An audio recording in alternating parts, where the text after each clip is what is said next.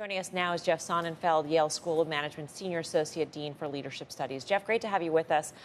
We've had so many corporate leaders on of late, board members, et cetera, various kinds of companies and various kinds of industries. And this is such a moving target. How do you even go about deciding what a mandate is, let alone, I mean, you took it upon yourself to grade companies in their response.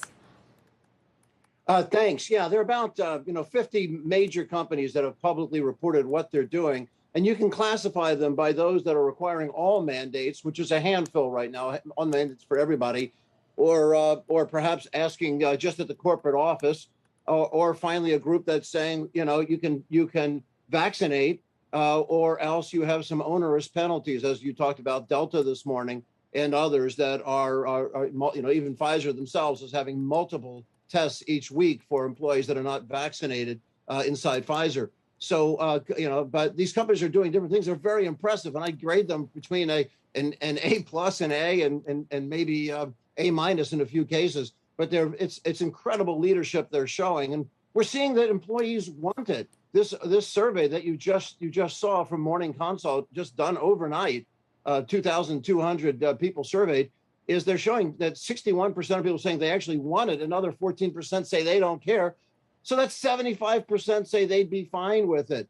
That's remarkable. It's 75% of our population, which is now has at least one vaccination already.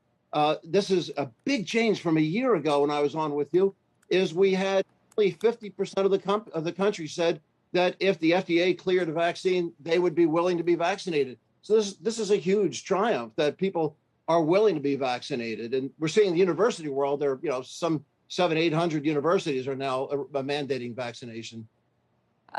25%, though, of a workforce, of any workforce, Jeff, is a pretty sizable population, particularly when you're faced with the dynamics of a very tight labor force and a labor shortage.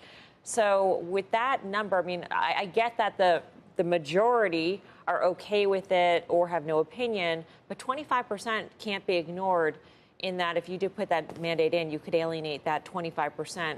At a time when you can't afford to lose any workers?